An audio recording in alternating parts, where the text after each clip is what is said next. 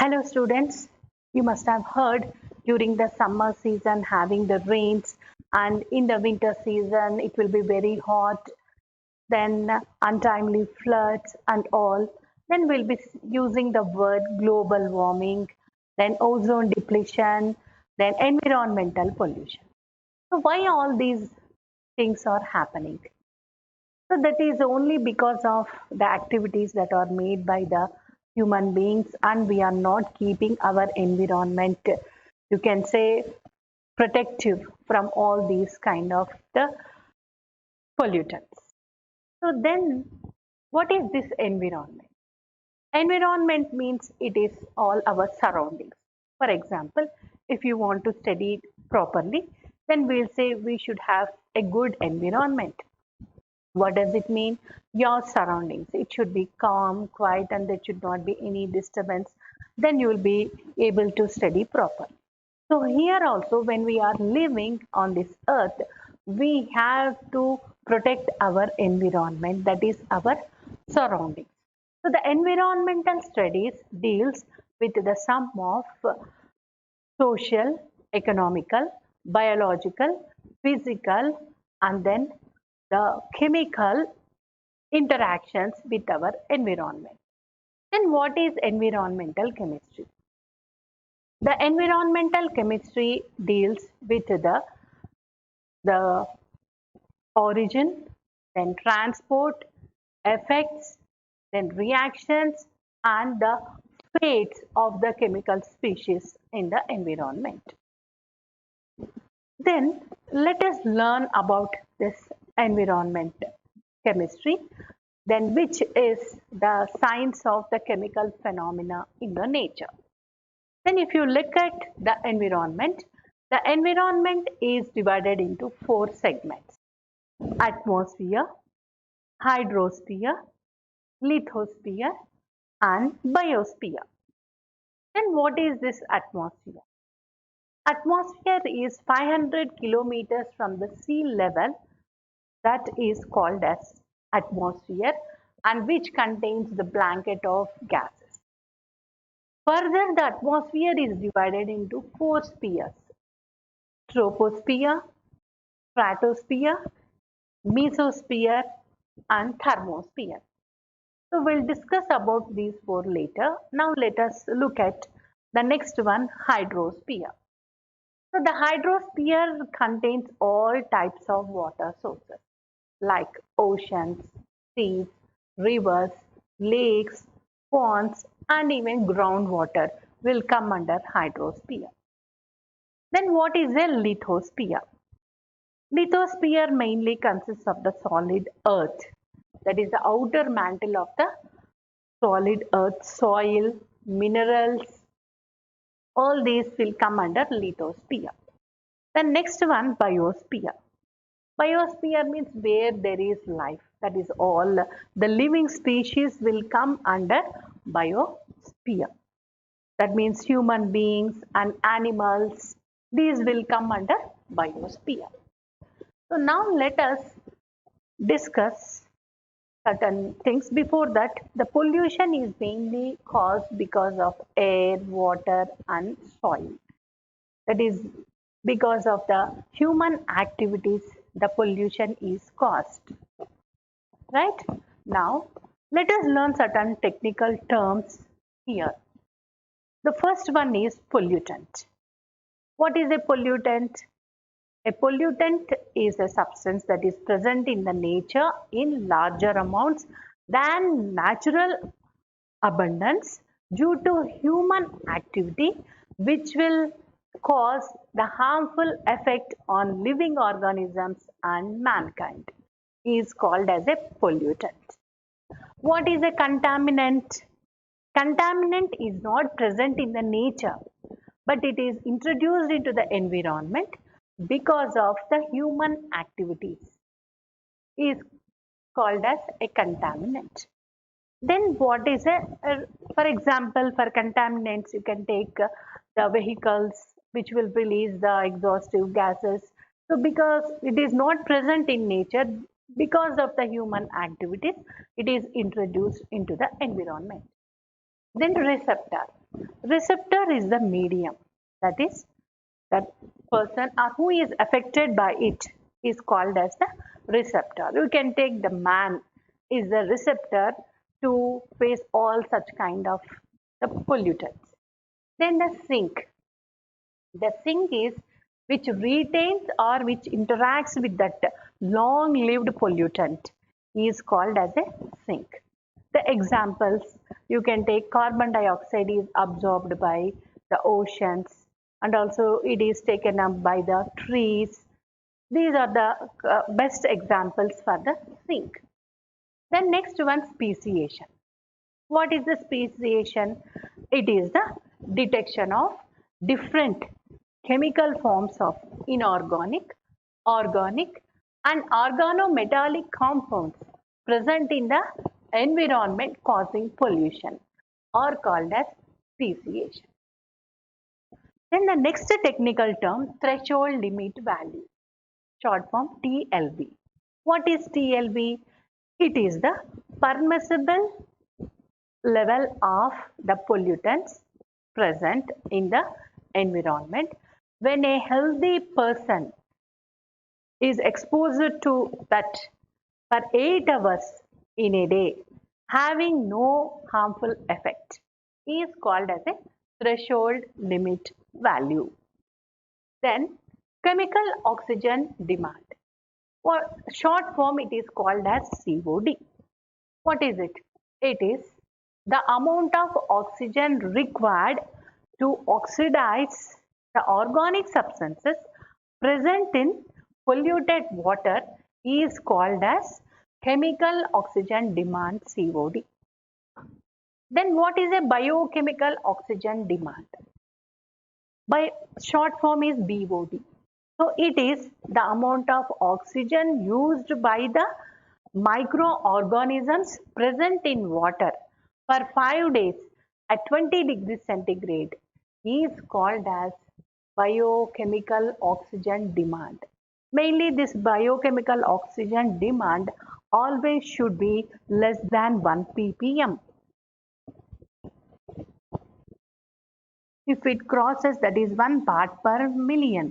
If it crosses 1 ppm, then it is a polluted water, not advised to use that. Then if it is the municipal water contains mainly 42, you can take the 4,000 parts per million, it is highly polluted. Then if it crosses more than 17 ppm, then it is a polluted water and we should not use that.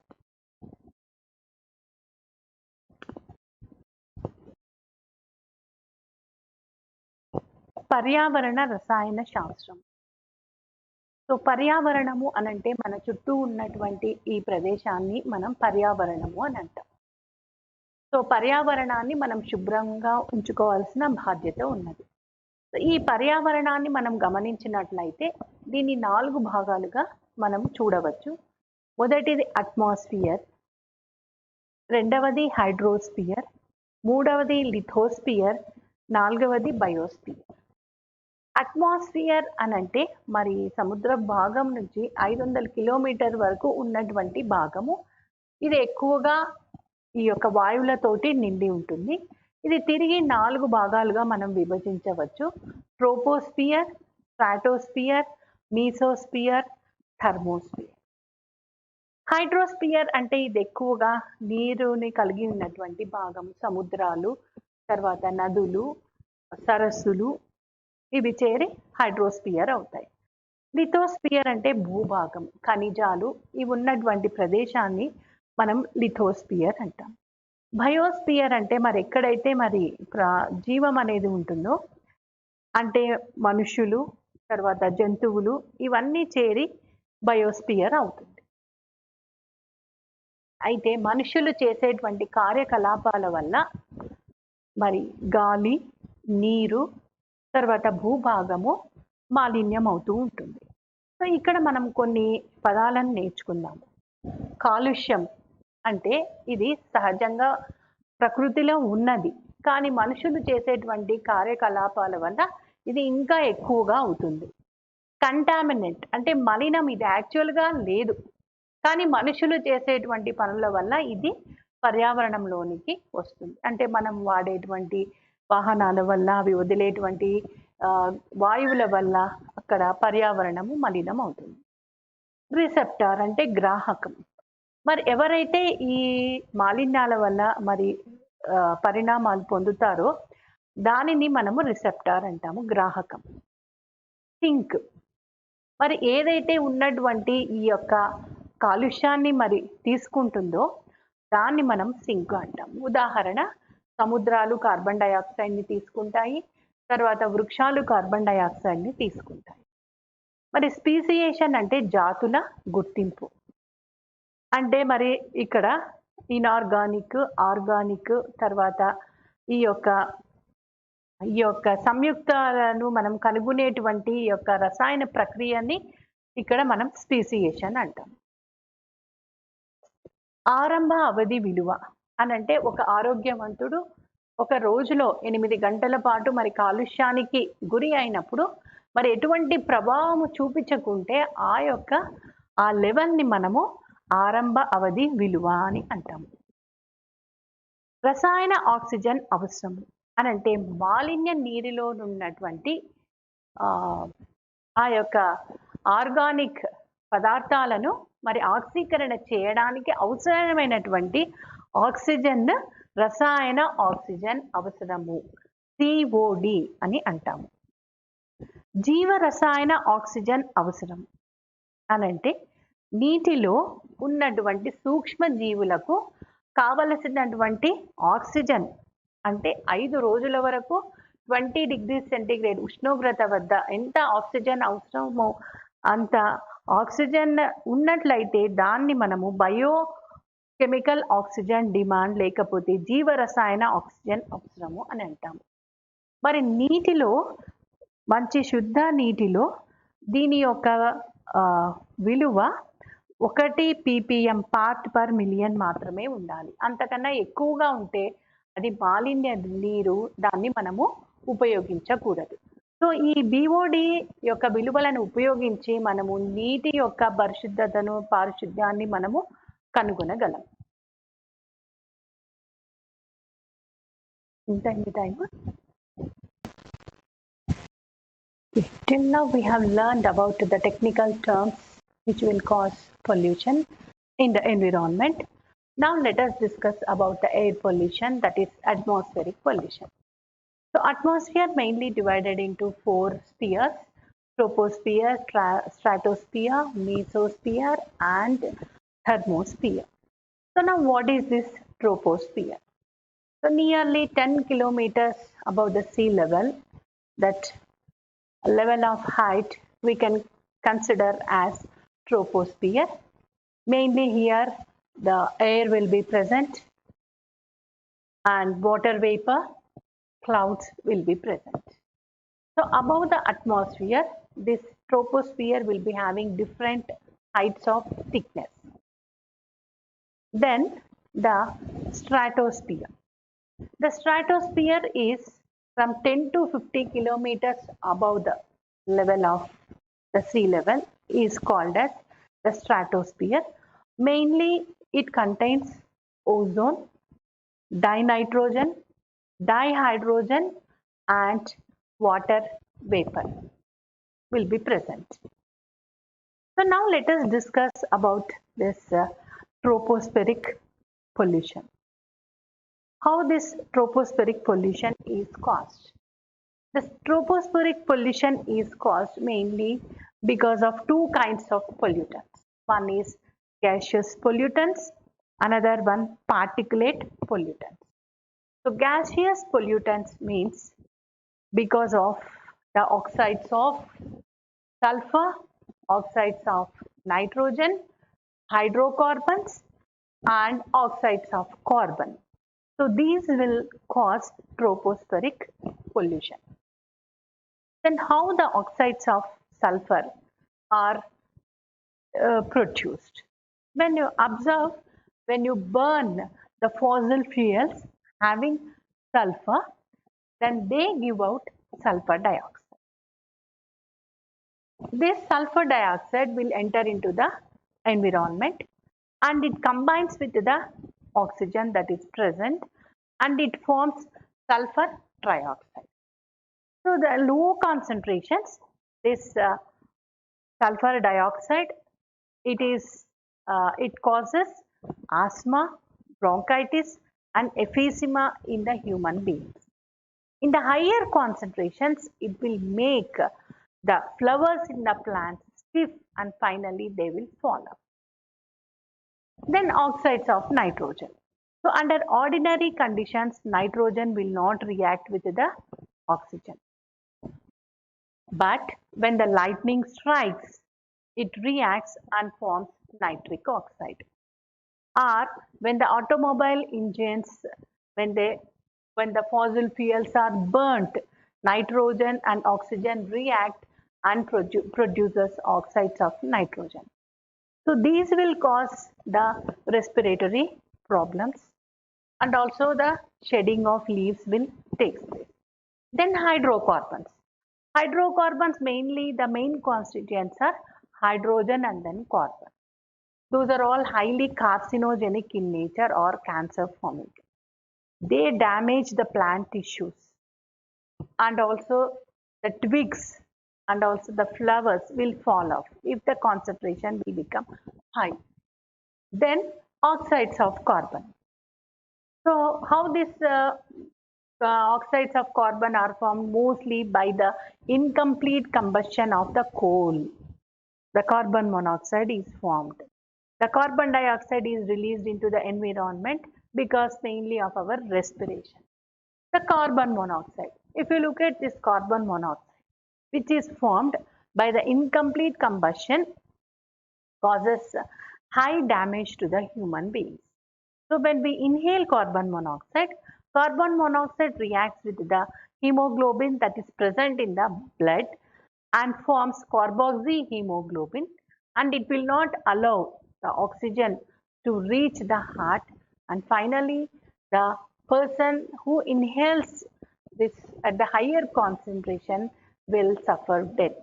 So such a poisonous gas carbon monoxide is. Then how this carbon dioxide is released into the environment? That is because of the combustion of the fossil fuels and the respiration, the carbon dioxide is introduced and also in the manufacture of cement by the burning of limestone carbon dioxide is introduced into the environment. So the plants will take up the carbon dioxide in the photosynthesis process and gives out oxygen. Then human beings will take up the oxygen and then give out carbon dioxide. So like this, the concentration of the carbon dioxide, it is maintained on the environment. So now what will happen if deforestation takes place or if more burning of fossils takes place? These will increase the concentration of the carbon dioxide. So this causes global warming. We know very well that 75% of the sunlight falls on the earth and only a lesser amount of the heat will be radiated back. So on the earth, that is in the atmosphere, gases like carbon dioxide, methane and then ozone, nitric oxide and water vapor. So these will absorb the heat and they will not give it back. So because of this one, the earth will get heated up. This is called as global warming. Usually in the colder places to grow fruits, flowers or vegetables, a glass covered place will be there. That is called as a greenhouse. So when the light falls on the greenhouse and it passes through the glass and the heat is reached to the soil and the plants and they grow and they give out flowers and the fruits, all things will happen. So this is called as a natural greenhouse. So we are also living in a greenhouse. So what is that glass surrounding us is the atmosphere. So when the sunlight falls on it, on us, the whatever the temperature that is absorbed by the earth is not given back. It is locked up mostly by the carbon dioxide. So it is called as natural greenhouse effect. So this will cause global warming. Because of this global warming, what are the effects we are facing? The polar region ice caps are getting melted up and we are having floods in the low level regions, and also it causes infectious diseases like dengue, yellow fever, and also sleeping sickness.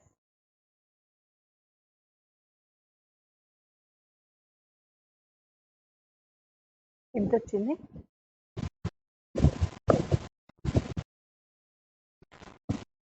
Usually the pH of rainwater will be 5.6. Why it will have that acidic nature means carbon dioxide that is present in the atmosphere will dissolve in water and forms carbonic acid, which ionizes to give H plus ions.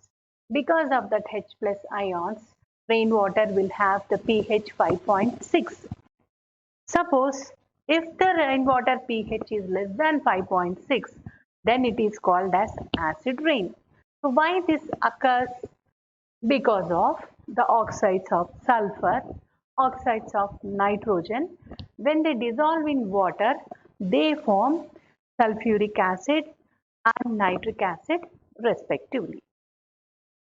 So because of the dissolved acids, then it shows the acidic nature having the pH 5.6. So the rainwater having the pH less than 5.6 is called as acid rain. So what are the effects that are caused by the acid rains? So acid rain, when it falls on the earth, it takes away all the nutrients that are present in the earth and plants will not grow properly. And when it falls on the lead pipes which will carry the drinking water, corrosion takes place and the lead will get dissolved into it, which causes damage to the human beings when they take up that water. And when they fall on the old buildings, then the old building structures will get spoiled because of the acid rains. For example, the Taj Mahal lost its luster because of the acid rain, because Taj Mahal is made up of marble. So the marble which gets reacts with the acid and it has become a colorless and it has turned to the yellow color and lusterless. So this is all about the acid rain. ఆమ్ల వర్షము అంటే ఈ వర్షం కురిసినప్పుడు మరి వాతావరణంలో ఉన్నటువంటి ఈ యొక్క వాయువులు అందులో కలిసి మరి దాని యొక్క pH 5.6 కన్నా తక్కువ ఉంటే దానిని ఆమ్ల వర్షము అని అంటారు. So now let us discuss about the particulate pollutants. So far we have discussed about the tropospheric pollutants. What are particulate pollutants? Mostly the particles that are present in the nature which will cause pollution to the environment are called as particulate pollutants. These are of two types, viable and non-viable pollutants. What are viable pollutants? Mainly are bacteria, algae, fungi, molds. So all these will constitute the viable, and the animal excreta and the human excreta also contain the E. coli, which will cause gastrointestinal diseases. The next one, non-viable particle pollutants. Smoke, mainly when anything is burnt or when the cigarettes are burnt, so that smoke will get into the environment. Then dust. So how the dust will enter into the environment? When coal or cement is burnt, or when the wood is cut, that sawdust. So because of these activities, the dust will enter into the environment. Then mist. Mist is caused because of the sprays. So in the agriculture, mostly to protect the crops, these herbicides and insecticides are mostly used. The sprays will cause this particulate pollutant mist. Then fumes, then the organics, solvents, then metals, and then metallic oxides, when they are burnt, they give out the fumes. So these are also one of the types of particulate pollutants. Then the next one is smog. What is smog? Smoke and then fog together will cause smog. So the smog is of two kinds, classical smog and photochemical smog. Classical smog occurs when the weather is cool, humid and dry and mostly contain the reducing agents. That's why it is also called as reducing smog. Photochemical smog, when it is sunny in the presence of light, mostly this photochemical smog will occur. Mostly this peroxyacetyl nitrite, it is a very dangerous pollutant and then which affects the human beings. And the next one, if we can see the how this pollution is caused, this is stratospheric pollution.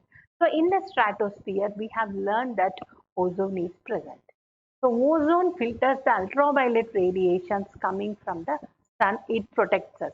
99.5% of the ultraviolet radiations are protected by this ozone. So then what is this ozone depletion? So because of the chlorofluorocarbons and the methane and the ozone, this ozone depletion takes place. So how this chlorofluorocarbons are entered into the environment? These are called as freons. Mostly these are used in the air conditioning. When they release, these chlorofluorocarbons will enter into the environment. So dichloro methane then undergoes here this homolytic fission and forms chlorine free radical and dichlorochlorine carbon free radical. So this chlorine free radical is very reactive and interacts with the ozone that is present in the stratosphere and converts ozone into oxygen. Then again this oxygen chlorine free radical will combine with the another oxygen free radical and gives out chlorine free radical. So like that the complete ozone molecules will get converted into the oxygen. So first, so they forms holes in the ozone layer. So this is called as ozone depletion. So what are the effects because of this ozone depletion? It causes skin cancer, skin damage, and also it causes cataracts. It affects a lot. Then next, water pollution. So how water is getting polluted? Water is getting polluted because of the pathogens, that is disease causing agents are called as pathogens, and because of organic waste like pesticides, herbicides and insecticides. These are used to have a good crop. Then the chemical pollutants, that is cadmium and then mercury and then nickel, mostly these are all soluble in water. When these are consumed by the human beings, they won't get excreted, but they are deposited in the body.